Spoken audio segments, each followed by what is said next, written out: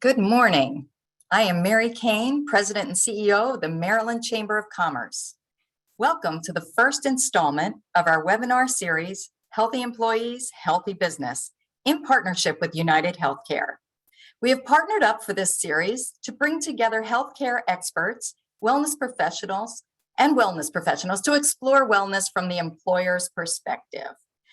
Managing a business, small or large, means making sure your employees stay healthy and productive.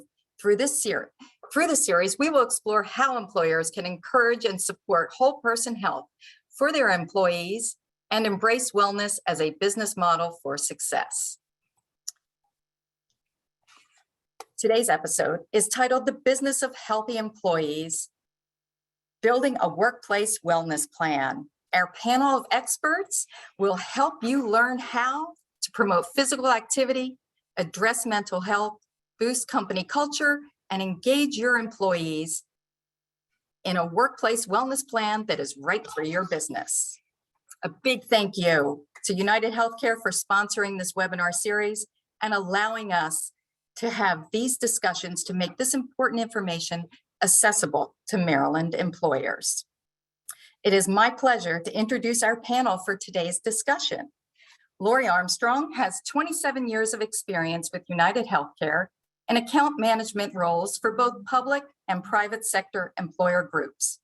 In the role of Vice President of Account Management, Lori has overall responsibility for the retention and growth of existing large group, fully insured and self-funded customers. Welcome, Lori. Thanks for joining us today. And now we have Lee McDonough. Lee has been in the health benefits field for more than 20 years and is a graduate of the University of Wisconsin Stevens Point National Wellness Institute, where he received his Certified Wellness Program Director designation. Currently, Lee is with WSSC Water, where he is the WellBeing Program Manager and is credited with building WSSC's My Life Wellbeing Program from the ground up. Thank you for joining us, Lee. Now we have Lori Macia. She brings over 14 years of experience in workforce wellness to her role as leader of the account management team with WellAdvantage, an award-winning preventive health and corporate wellness company. Throughout her years of working with WellAdvantage, Lori has opened new revenue streams, uncovered untapped markets, and facilitated the growth of her team. So welcome, Lori. And Lily Rojas is the Wellness Program Manager of the Montgomery County government, where she leads the agency's dynamic wellness program, Live Well. The wellness program taps more than 80 volunteer wellness champions, serving the county's nearly 10,000 employees and their families. Lily holds a degree in exercise physiology and is a certified corporate wellness specialist by the Corporate Health and Wellness Association. Thank you, Lily, and thank you all for being here today for this very important discussion. I'm going to start with a specific question for each of you, and then we'll ask a few questions of the group where anyone can chime in, okay? So we are also happy to take questions from the audience. Please put those in the chat. Type your questions in that Q&A window. I will be keeping an eye on that and we'll be working your questions in when we have the time. Okay, so we would like to start with Lily. Oh, and just to let you know, we are recording today's webinar and we will post the recording on our YouTube and share it with all of you post-event. So Lily, let's start with you. In your role, you lead Montgomery County's dynamic wellness program, Live Well. Okay, can you talk to us about the components of the program and what has inspired it? Certainly. Good morning. Thank you for having me in this great webinar and such an important topic. So one of the things that was most important for us was to make sure that our program covered a lot of different dimensions, right? So I think even today, when you mention the word wellness, people automatically think fitness and nutrition. She's here to talk to me about exercising. She's here to tell me to eat right. And we wanted to make sure that it covered a lot more than that, right? So we wanted to cover financial wellness, social wellness, mental well-being, which is so important, with today's culture. So we wanted to make sure that we offered something for everyone. Not everyone is going to be interested, for instance, in a physical component of a program, right? But they might be interested in financial wellness. And the same thing goes for social, for mental well-being. So we wanted to make sure that it was a well-rounded and be able to provide a lot of resources for all of our employees, so everybody had something to turn to. That's so interesting, because financial wellness, I never even thought about that, can cause so much stress on not just the employee, but also the family. So absolutely, we know that finances is one of the biggest stressors in our lives. So it's important to be able to offer some sort of guidance in that aspect of wellness also. That's great. Well, thank you, Lily. Okay, now Lori, how does United Health Group guide its clients who are interested in starting a wellness program? So, whether a company's wellness program is well established or a new venture, I think delivering a positive message to employees is really key to achieving engagement and ultimately better health outcomes. Each of our clients will have program-specific goals, for their population and healthcare needs. But in general, the goal of any employee wellness program is to help employees live healthier lives, make better healthcare decisions, reduce the risk of chronic conditions, and help manage healthcare costs in general. At UnitedHealthcare, we have developed a well-being toolkit, which our field account managers use to assist customers with resources and ideas and templates. There are monthly themed calendars, sample communications, and much more. It also walks our customers through the 8 critical steps of a successful wellness program. So that includes things like getting senior leadership buy-in, forming a wellness committee that can help plan and promote wellness initiatives, so that's not all just on the person leading the wellness program. Lily mentioned this, recruiting wellness champions from a variety of departments. So these are the employees that really practice, good for you lifestyles. And I think, what we encourage our customers to do is also have employees complete a health survey so that you have a baseline of data. And really from there, it's what our field account managers do is help guide our customers in prioritizing areas and setting measurable goals. So really, it all starts with our field account managers, really, who are responsible for educating customers on all of UnitedHealthcare's core wellness tools and resources beyond just the well-being toolkit. We also have a locally based health engagement consultant that our field account managers bring out to our clients and really collaborate with them and their customers in assisting, with their overall wellness strategy. That's fantastic to have all those great benefits for your clients. So Lee, now you are with an agency and you're credited with building WSSC's My Life WellBeing program from the ground up. So can you talk to us about how you started that journey and how much that program has grown? Wow. Yeah. Thank you for having me. I get it's inundating. That journey started 11 years ago. I was part of the benefits team, still am part of the benefits team at WSSC, but I was tasked back then with looking into a commission-wide wellness program. And I have to tell you, the whole thing around wellness at the time for WSSC was a big decision. It was a big move. So we were moving very slowly, trying to, do the calculations, understand what people wanted, what we wanted, just get a sense for what, in a lot of cases, we didn't know what we didn't know.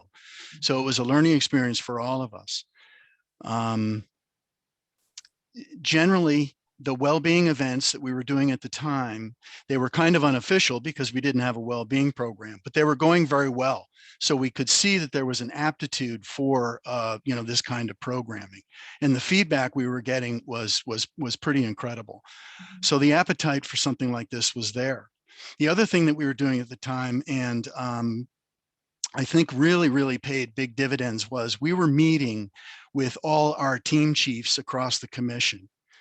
In each of the divisions, we would have meetings specifically to talk to them and their teams about their personal health and well-being. Having gone through these meetings, it was clear to me as a wellness person that we were going down the right path. There's no doubt in my mind. And as I think back of that, although one gentleman who's now retired, he looked at me in one of those meetings, and he said, "Lee, I got to tell you something. I'm watching my employees age in front of me." Another gentleman had said to me, he says, "The stress is incredible. We're very stressful work at WSSC. The stress is incredible, and it's negatively affecting my employees." So we knew we had something going on here.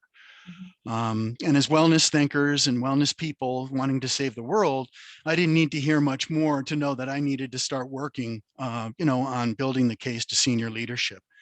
And my superior, my boss at the time, agreed. So we went through that effort, ratcheted up here. I should mention, not everybody in those team chief meetings was really enthusiastic about well-being. Again, you have to think of the time 11 years ago. But those comments that they made really helped us shape our thinking about what my life, well-being, which wasn't named then, was going to be in terms of doing things, for people as opposed to to people. They were very concerned about what we were going to do to people. You're going to make me do this, make me do that. So it really helped us to get those negative comments. So now we're green lighted. We're putting together the case for well-being to senior leadership, 6 senior leaders. I have to admit, I was naive to that. Based on what I knew to that point, I thought this was going to be a slam dunk and we were going to do one meeting and we'd be rolling and we'd be out there. That was not the case. We went through, last count I did, I looked at it the other day, 17 meetings we went through. So and after one meeting, we would be tasked with going to look at something else and change something and come back and go back. And I have to tell you also during that process, about halfway, somebody had looked at me and said, "Have you included a budget for this?"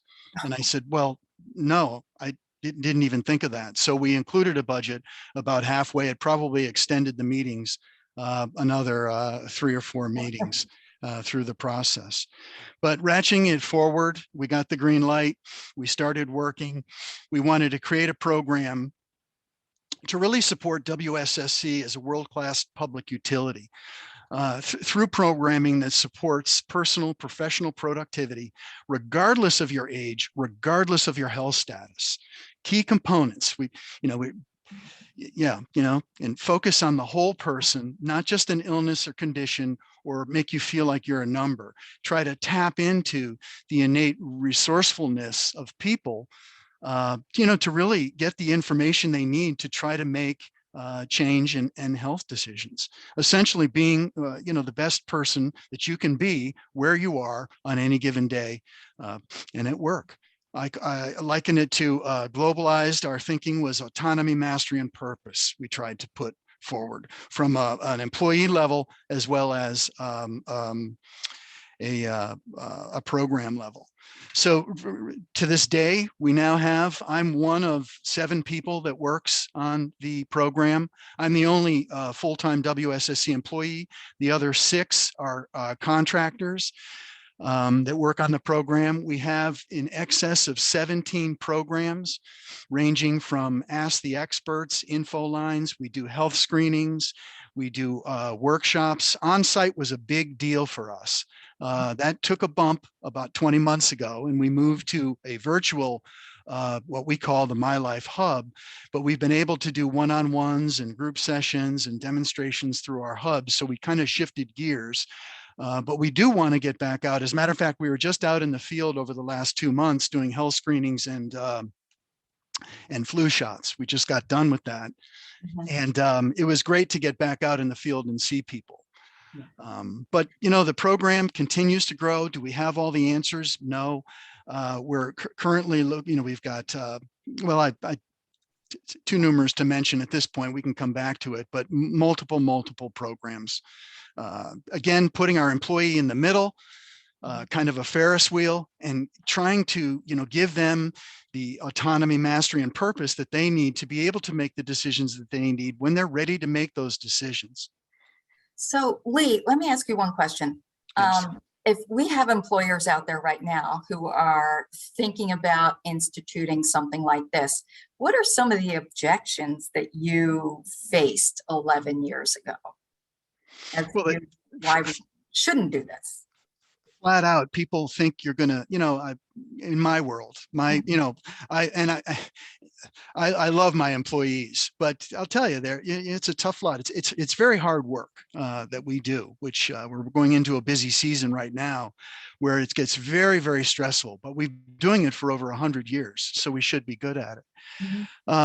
Honestly, I'll tell you, Mary, they're not going to like you. Nothing personal, but they're going to, think. You're going to make them do things that they don't want to do.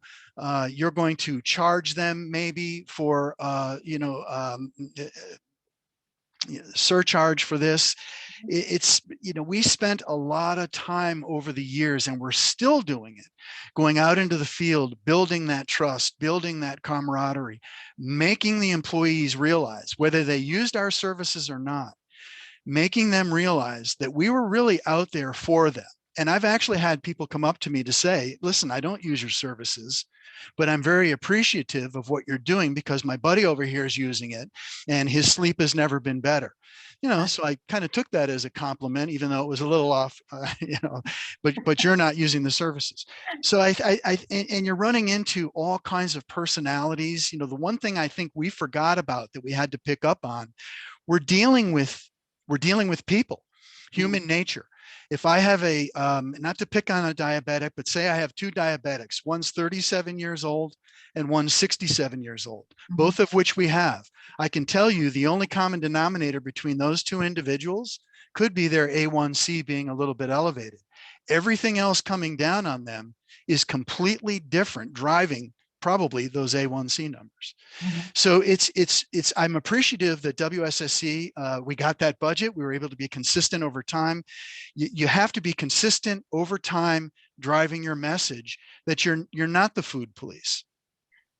That's amazing. Did you ever get any feedback from, say, their families and such? It must have been, when they go home and they're like, you're not going to believe what they're going to make us do now. But I would think that you probably have families at home that are saying, thank goodness. Mary, so right now, My Life Wellbeing is only made available to our employees, and it's been that way. And there's a reason for that. There's budgets. There's the ability to customer service. We more than double if we bring in dependents from our current size. Now, bringing that up, we get calls from spouses and significant others all the time. Really? Yeah. So we hope to move into that realm one day. Have joined in and are embracing this. I mean, I would really be happy, say, if a member of my family, if they work for WSSC, would actually do that. And then it would be a great example for the rest of our family. Right. So thanks, Lee. Oh my goodness. Thank We'll you. be back to talk to you about a little bit more. But Lori Maceo, can you talk to us about how a company might go about starting a program, and what components do you recommend or would suggest companies to consider? Absolutely. Thank you all. Good morning, and thank you for having me. So one of the first questions, I usually ask a client two majorly important questions. And the first question kind of relates to what Lori Armstrong said, a little bit about what Lee said. Do you have buy-in from your executive team? That is such an important question to ask. And it makes the wellness team feel as though they're supported as long as they have buy-in from the executive team. So not only do you need buy-in from the executive team, you have to take it one step further and say, okay, how about middle management? Because if the executive team is on board, that's fantastic. However, the first line manager is the one who is saying, okay, Joe, you can participate in this. You can take time out of your workday and you can go to a health screening, or you can get your flu shot, or you can join a webinar. If that middle management level is not on board, the program will not succeed and engagement will be really low. So those are that one question about having management on board is so important from the executive level and the middle management level. So, hoping that we have that in our wheelhouse there, or in our pocket. My next question, and this relates back to what Lori Armstrong said earlier, is what is the goal you're looking to achieve? What is the goal of your program? So, one of the things is a culture of wellness. We just want our employees to be happy, healthy. We want to provide access to nutrition and fitness and, like Lily said earlier, financial wellness, mental health, well-being. That is an excellent goal to have. And then we have clients who say, well, that's wonderful. However, our healthcare costs are so high. Our claims are so high. That is a reason why we want to implement this program. And then we come back to a combination of the two. We really appreciate the clients that say, we want both. Of course, we want to reduce our health claims, but we want our employees to know that we really care about them. So with those two questions in mind, we move forward and then we say, okay, let's make some recommendations for your program. So one of the most fun and initial programs that I like to run is getting the employees involved right from the get-go and naming the program. So we set up a name the program contest. And it is amazing what employees, first of all, they feel like they have a stake in the game. Second of all, they come up with some fantastic ideas. We've done this with almost every one of our clients, running a contest, and the names we come up with, for example, we work with a machining company and they came up with Geared Up for Wellness. And they created a brand, a logo of a machine gear with the colors of their standard logo, and everything is branded to Gear Up for Wellness. And what that tells the employees is, I know anytime I see Geared Up for Wellness, the company is talking to me about the WellBeing program. Like with Lee's program, it's the My Life. And they created a logo for themselves so that anytime somebody mentions My Life, they know they're going to hear from Lee and his great team, and they know it's going to be a WellBeing program. So we really feel like putting that promotion, putting that marketing on any of the materials that you send out, the communications, your portal, even your intranet. Your intranet should have a little section of what your wellness program is all about. We ask clients to hang posters and any kind of promotion. I believe Lee has this in his office. He has a calendar of events that's coming up, and it's right there in the lobby as soon as you walk into WSSC Water, and everyone knows they have a well-being program. So that is really, really important.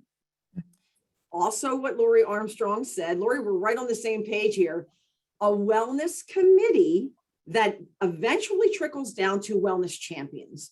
This works for any organization. I see Lily shaking her head, yes, and I'm sure she also mentioned that as well. It works really well in an organization that has multiple locations. And we have many clients like that. They're not just one office. They're either branches of a credit union or locations like Lee was mentioning, or the county or the city schools or the state of Maryland or things like that. Having a wellness committee or a team of wellness champions is so key. And Well Advantage is very well versed. Our account management team is right there guiding our clients along about how to establish a wellness committee, getting those champions or those cheerleaders of wellness on board. I know that's kind of an old-fashioned term, a cheerleader of wellness, but it's so important. Getting the people who are excited about wellness and well-being on your team can only benefit the organization.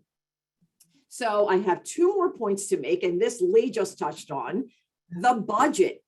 We have to ask our clients about the budget so that we can then customize their program or tailor their program, within the means that they have. So many of our clients, and I know UnitedHealthcare supports this, have wellness dollars. We encourage them to use their wellness dollars in every way, shape, and form they can to help with bringing services to their organization. Maybe the UnitedHealthcare wants to fund the flu shots for them or their health screenings or whatever the case may be. But we encourage them when we ask them about their budget and if they have wellness dollars available. The last thing I wanted to mention was the clients who really want to focus on reducing their claims. We like to partner with the health insurance provider if we can and share the data. If they can share the claims data with us, we can look at the gaps in care and we can say, okay, for this organization, let's silo out and say, we've got a diabetic population, we've got a population that has high stress, we've got musculoskeletal health over here that they need. Let's try to implement programming tailored to those separate organizations or those separate segments of the organization. Wow. So Okay.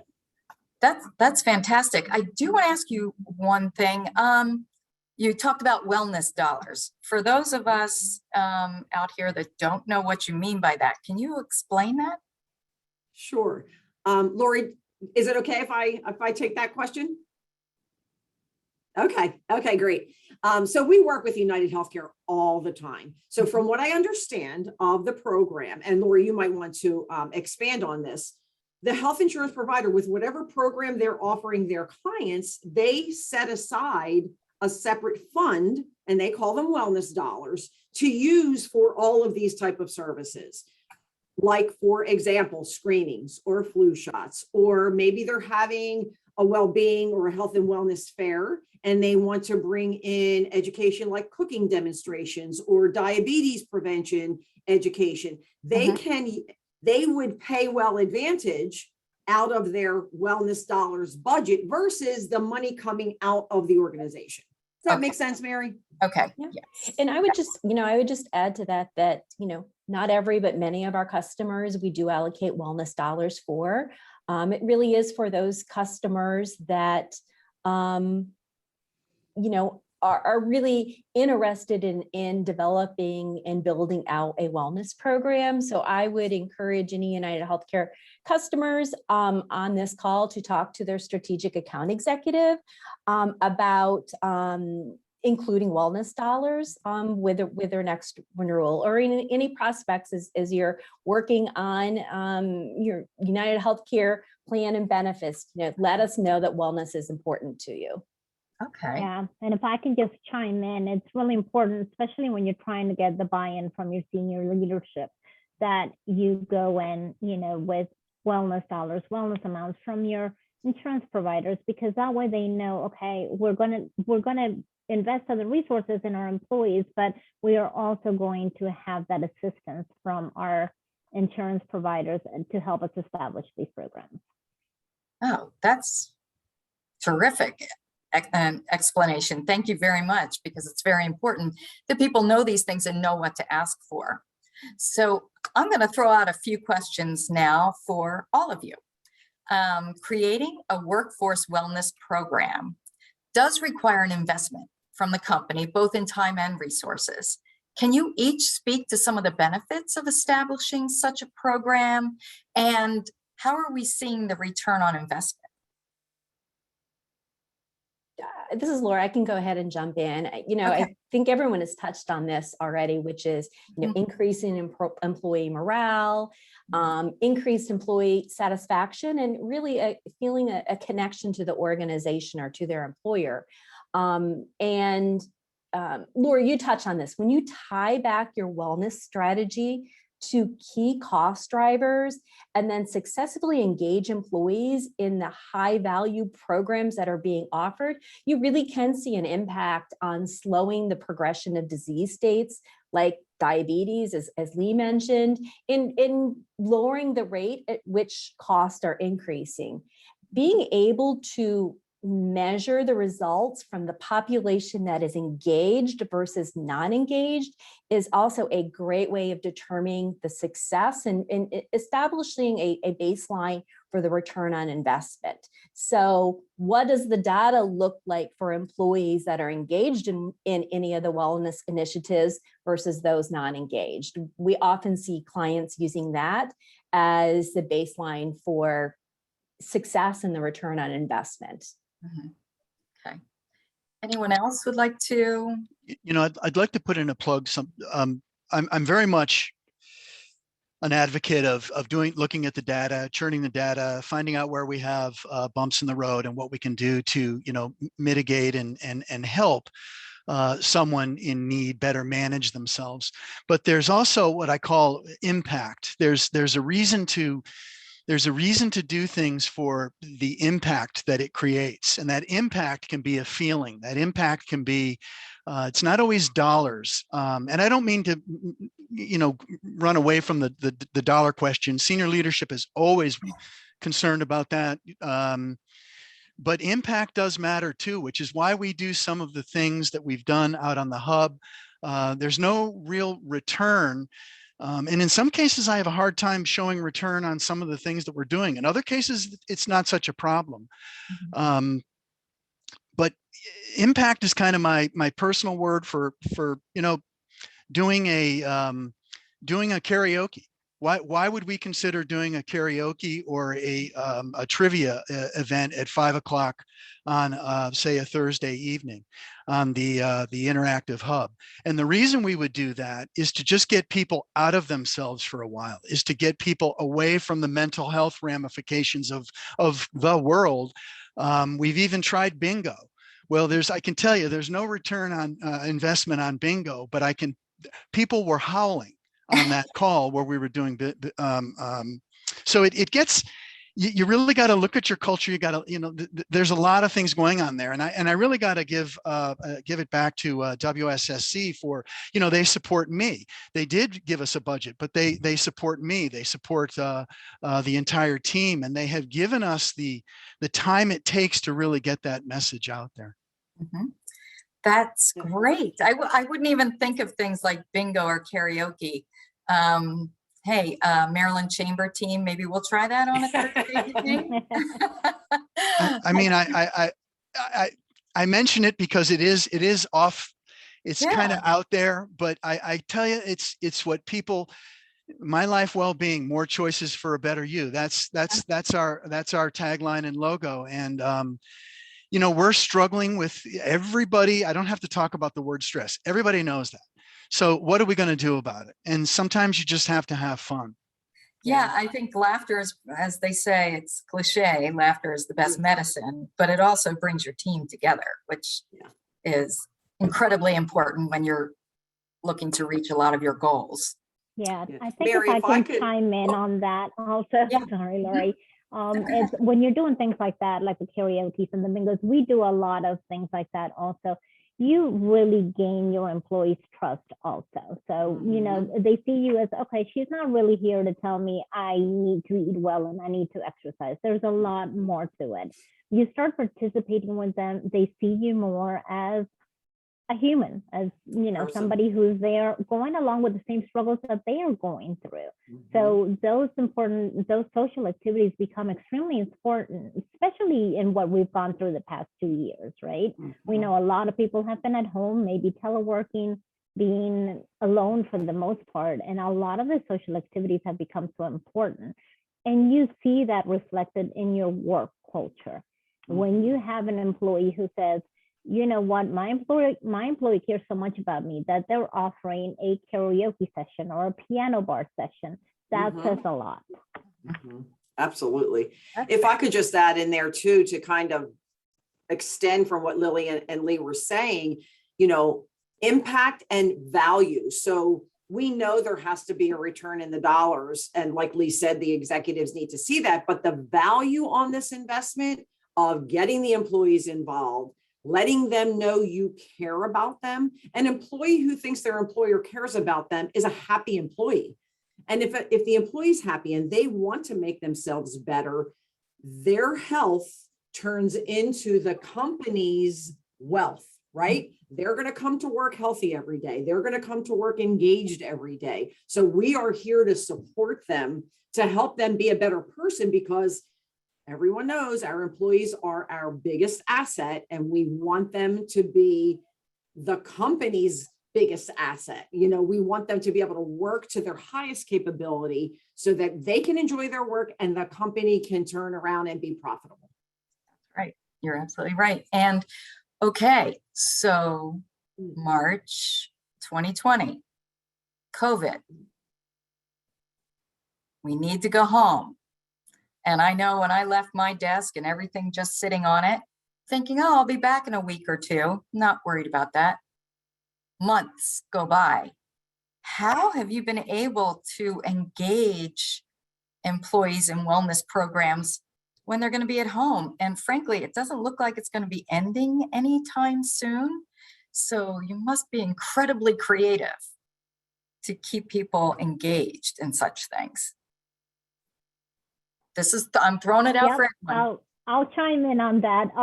So yeah, at the beginning, it was the same thing. How do we go from being a program that we were very much on site, visiting all the different locations, getting to know all the work cultures. Now, how do we shift into this new virtual world? And what we found was that we started reaching more employees than we were before, because in our case, we have over 300 locations. We have close to 10,000 employees. It's impossible to visit every single location, every single shift. And what we started finding out is that offering all these virtual programs, we were basically doing the same thing we were doing on site, but now here we are offering virtual. We started seeing the engagement and participation actually go up, because it was a lot more convenient for people to, okay, let's take my lunch hour or take some time out of my schedule to log in, than maybe having to travel to a location where the particular program was being offered. So yes, you're losing some of that personal touch that is so important. And we still feel it's very important for us to go out when we can and visit the sites. But at the same time, now we know that we're reaching a lot more people. And also we're reaching people who maybe weren't comfortable going to an on-site program. Maybe if it was a diabetes program, they didn't want to go on site because I don't want my coworkers knowing that I have diabetes, right? Now they can log in and nobody has to know. So it's also brought on a lot of positive things. That's very interesting. Anyone else? Lori Macy, you seem to be. Yeah. So I think in the beginning, because we all had to adapt to this virtual environment, I think in the beginning it was very overwhelming. You know, we had to completely pivot most of our services, WellAdvantage, because of not being able to be on site, right? We have on-site advocates that work directly with our clients. We do on-site screenings, flu shots, everything had to be pivoted. And in the beginning, it was difficult because it was like, oh gosh, if I have to be on one more virtual meeting or presentation, this is just not going to work. But as time went on and people became, you know, getting used to dealing with their children and helping them homeschooling and being able to multitask and do what they needed to do, especially we saw this at the beginning of this year, that I agree with Lily. We started to get more engagement. We were coming back. We were reaching more of the population that could not go on site. So over time, as we're all getting used to this virtual environment, we're picking and choosing. Mm-hmm. You know, we don't have to be on a Zoom call every day. We don't have to watch a webinar, but the ones that are interesting to us, even if it is a karaoke and something fun, we know we're going to get engaged. So that's excellent. Yeah.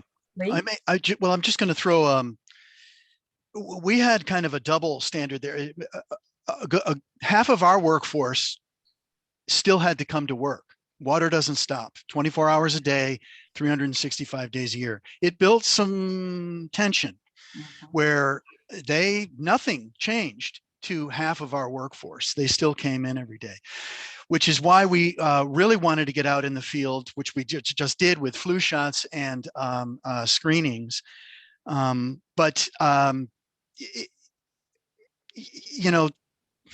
Everybody's kind of said it. Our numbers went through the roof in terms of our virtual, the virtual hub.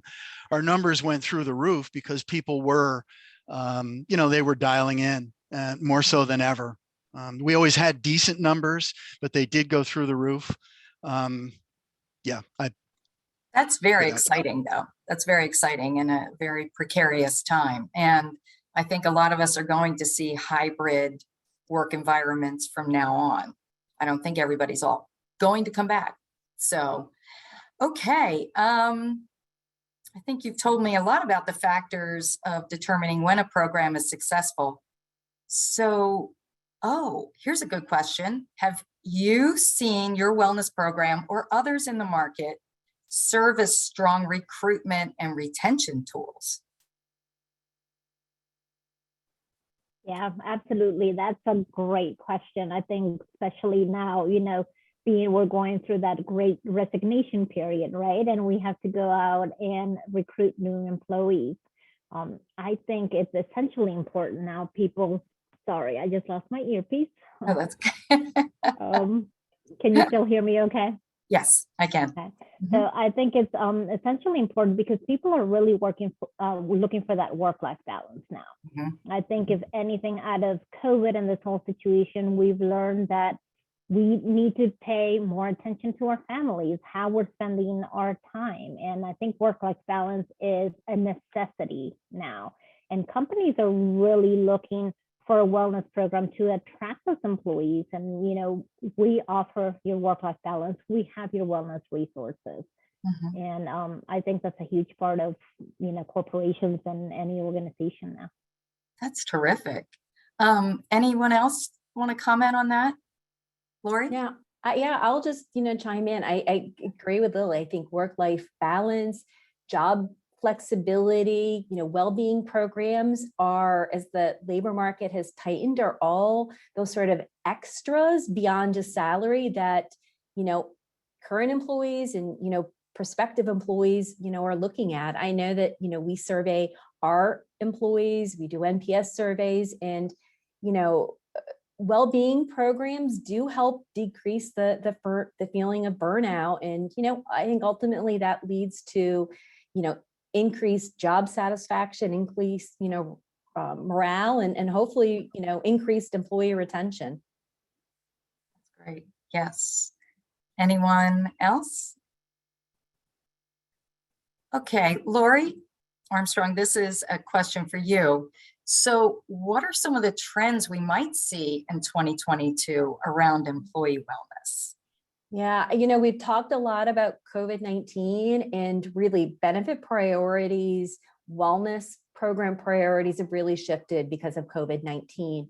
And what we're seeing is, and we mentioned this earlier, is, an increased focus on mental health, financial health. I think you talked about the financial health, access to healthcare, health equity, in workplace flexibility. So, we saw in a recent survey that 93% of employers say that behavioral health is their top priority over the next 3 years. So, it starts with, bringing awareness to mental health and, cultivating a culture of caring. We talked about that, in a previous dialogue. And, being able to offer tools that support employees' mental well-being. On the financial wellness side, we see our clients offering financial seminars, one-on-one financial counseling. It may be something as simple as, student loan counseling. Yeah. And then I think finally, the biggest thing that we're seeing is, employers developing a plan around increasing preventive care and cancer screenings, because both of those, every employer we work with, and as we're reviewing year-end data, we are seeing a dip as a result of COVID-19. So whether the employees were reluctant to go in for screenings because of concerns on COVID exposure or potentially financial, worries, there was definitely been a dip in preventive screenings, cancer screenings. So a lot of our customers into 2022 are having what we're calling a return to care strategy, which focuses on communicating the importance of getting recommended preventive screenings and just preventive care in general.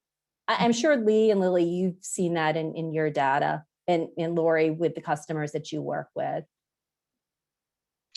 Absolutely. I think, we promoting that all the time. And when you said preventative, one program that comes to mind is your orthopedic health support program that actually falls in my realm with the well-being, which is a great program that we need to get on top of, because we're seeing a lot.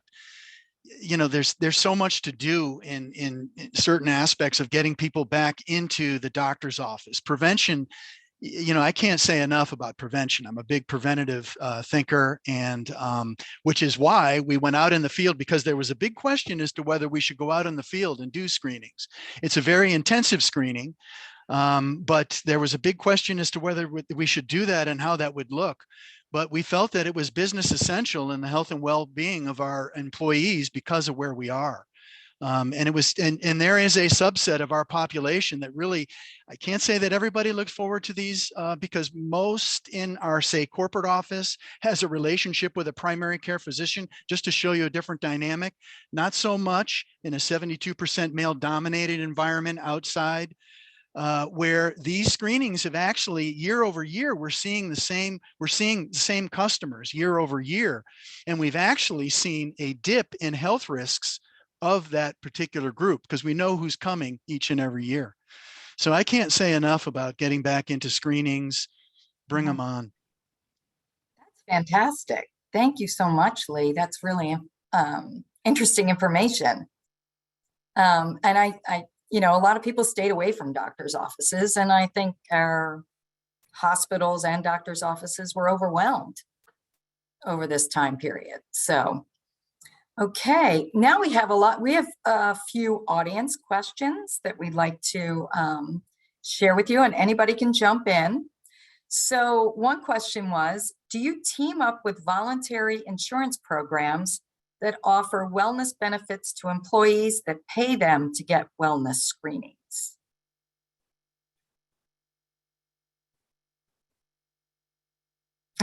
Not quite sure I'm understanding, but Yeah. no, we don't do any of the volunteer programs. We do everything through like UnitedHealthcare and our insurance providers. Yeah, but what I will say is, many of our customers have a rewards or an incentive program, and they can be activity-based, so completing your biometric screening, completing a health risk assessment, participating in a coaching program, and they can earn incentives for doing those things. We have other customers that are sort of further down the continuum that actually incent employees for achieving certain results.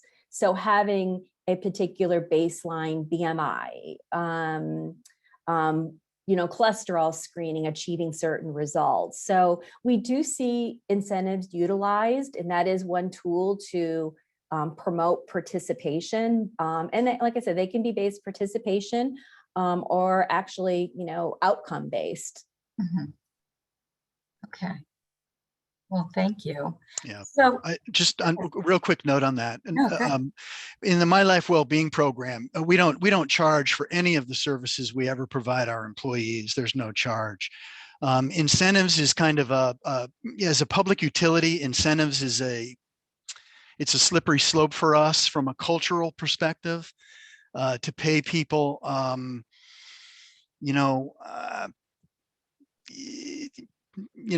we stay with the no charge for any service that we provide kind of model. Mm-hmm. That's great. So actually, please, if anybody has any other questions that are out there in our, okay, how do you get your employees to modify their behavior consistently? And this is from Claudia Grace.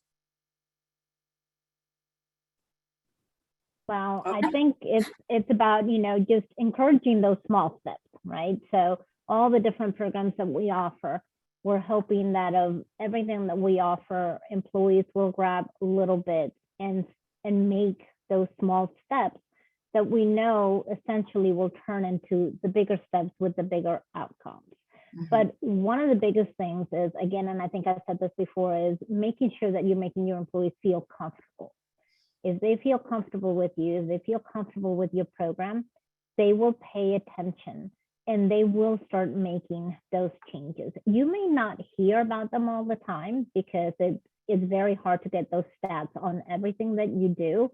But, you start getting those emails, you start getting those stories of, I was at a particular event that you were hosting And I so appreciated it because it was a breast cancer event. And, you know, my sister passed away from breast cancer. So it really touched me. And I was able to go back to my family and provide all this information. So, you know, making sure that you're offering programs that will have a wide range, but again, that they trust you. And with that trust, your employees will start making those small steps. Okay, Yeah, thanks, I Lori. think ahead. that one thing we are always trying to do at the end of anything that we do is try to get employees engaged in with their coach, with a coach. We have an intrinsic coaching staff whose job it is to try to gain the trust of that employee and make them realize, you know, we're going into the end of the year where everybody's going to make big changes for the new year, you know, and all that kind of thing. And it's the small incremental changes that people make over time that make the big change. That's where it all happens. And you do need support. That's where that one-on-one coaching with an intrinsic coach or any coach, somebody to talk to, really comes into play when you're about to go off and do something maybe that isn't so healthy. Always know that you can always get back, but it helps to have that coaching relationship so that you can dial somebody up. We have what we call info lines. The info lines, I can't say they're 24/7, 365, but they're basically 24/7, 365 on the diabetes front and the nutrition front. Any employee can call that line and they will talk to a professional in each specialty about whatever is ailing them, Hey, I've got a Thanksgiving dinner I got to cook. I'm a diabetic. Help me come up with some recipes. And they have that option. So we try to hook people into the support services, the professionals, that if they do fall off, they can try to get back as easily as possible. Lori, I see it. Oh, you there we muted. go. Okay. I just wanted to add one more thing, because yes to what Lily said, yes to what Lee said. Well Advantage offers health coaching, healthy lifestyle coaching. And what we have seen with our clients who offer coaching, the engaged population in coaching versus the population that's not engaged, health risks have been reduced. So we have data to show that health coaching, like Lee said, one-on-one time, consistent time, making small steps, setting SMART goals has really been a benefit. So that is one of the services that we highly promote. And I know Lee has it in his organization, and even a well-rounded program, like Lily was saying, offer something for everyone, because not everyone has the same issue. Very interesting. Thank you very much, Lori. Okay, Lee, we do have one question here that has come up from one of our audience members. How do you have that first conversation with leadership to get their support for a wellness program? I'm sure there are many of our members out there thinking about this right now. Yeah. Well, and it's a tough, I'm envisioning, I'm going back to when, you know, I certainly didn't go it alone, number one. I got my ducks in a row as best we could. Speaking, I think Lori mentioned it before, when we went to those team chiefs, that was invaluable going to team chiefs, because we were loaded with a lot of information about the goings on in our population from a health and well-being perspective that senior leadership is going to want to know. And I'm not saying that I gamed the system there, but we knew a lot. We knew a lot. Of course, we ran the data up so many different ways. I mean, it was data analysis paralysis with data, and we weren't going to surprise them with a lot of the findings on that. But when, you know, it's, you know, it gets down to personalities. Sometimes the question is, you know, it can be a morale related bigger issue. It can be, let me just share this quick story. I don't know how much time we have here. We were in the middle of a downtime with our senior leaders. And we had many, it looked like it was going south. And I walked by one of our training facilities. And I asked somebody, I said, boy, that's a full class. What's going on in there? They said, well, all our accountants are in there. They're learning this new super SUDI spreadsheet to, help them in their jobs. And I was thinking to myself, coming from the meeting that I just came from, and I said, but there's no bean counter in there doing an ROI on that. It just makes sense for the organization for them to be in there, doesn't it? Yes, it does, because they do their jobs better, quicker, and faster. So if you take that so I'm just coming up with ideas on different personalities and what will shake a senior leader. Sometimes it's just the right thing to do. Sometimes it makes sense. You're not necessarily, and I don't mean to be picking on bean counters, and I'm not calling anybody out here, but we do education to our employees for a reason, because it makes it better at what they do. Well, why wouldn't you use that same concept on health and well-being? So you have to kind of, I'm giving that person, you got to get into the heads a little bit of your senior leadership and figure out what's going to nudge them, because in some cases it is the right thing to do. And you start small, don't overwhelm them. Right. Wow, Lee, I think that's great advice, because you're right. It's not necessarily a dollar amount return on investment that you can actually quantify. Right. So we're getting to the end of our program right now. I just leave it out there. We have about 3 minutes left. If anyone else would like to jump in with any closing comments. Lily? Yeah, I'd just like to say that, it's such an honor for us being in this profession to be able to offer resources that we know are really impacting our employees, and especially nowadays. Like I said, the social component, the mental well-being now is so important.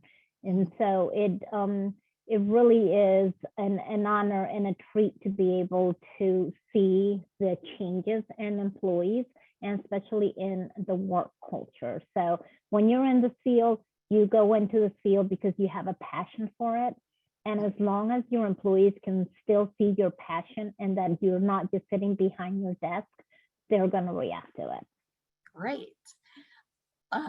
Lori Maceo, Lori Armstrong. Yeah. Lori? Yeah, I totally second that emotion. I came into this industry about 15 years ago, and I've always had a passion for being physically active and the health and wellness of myself. And when I learned about this company, and it was started by a nurse 20 some years ago who wanted to help people get healthy, corporate America needed some help getting healthy. It just was the direct path for me, and I'm still here, and I still love helping people. And I agree with you, Lily. It is an honor to be able to be in this role and wanting to help our clients and their employees and their families. Mary, going back to what you were saying about our families reaching out to you to let you know, it really does, whether the spouses and the dependents are involved officially in the program, it really does affect them and their entire family. So great. So, and Lori, did you want to jump in with Yeah. one last thing from UnitedHealthcare? I would just say you're not in this alone. Like, we offer a lot of resources, take advantage of them, and don't feel as if the wellness program is just on your shoulder. I mean, that wellness committee and the wellness champions really are going to be key to long-term success. Mm-hmm. Well, this is terrific. Thank you so much, everyone. Lee, your exam. Did you want to say one more thing, Lee? Oh, no, I was just going to say thank you. Oh, I'm going to say thank you to all of you. Lily, Lee, Lori, and Lori, thank you so much for joining us. I know our members and all of our business owners tuning in today have benefited from this discussion and can use the information that you have provided for their employees. So we will be actually having a recording of today's webinar will be posted on our YouTube channel within 24 hours and will be emailed to all of the registered participants tomorrow. So thank you again, UnitedHealthcare, our sponsor of this webinar series. And this was just the first installment of a 4-part series titled Healthy Employees, Healthy Businesses, Supporting Whole Person Wellness as a Corporate Model for Success. So thank you, everyone, and have a great day. Look forward to details coming soon on this next episode, which we will be hosting in February 2022. Have a great day. Thank you, panelists. Thank you, everyone, for joining us, and we'll see you soon. Have a wonderful holiday.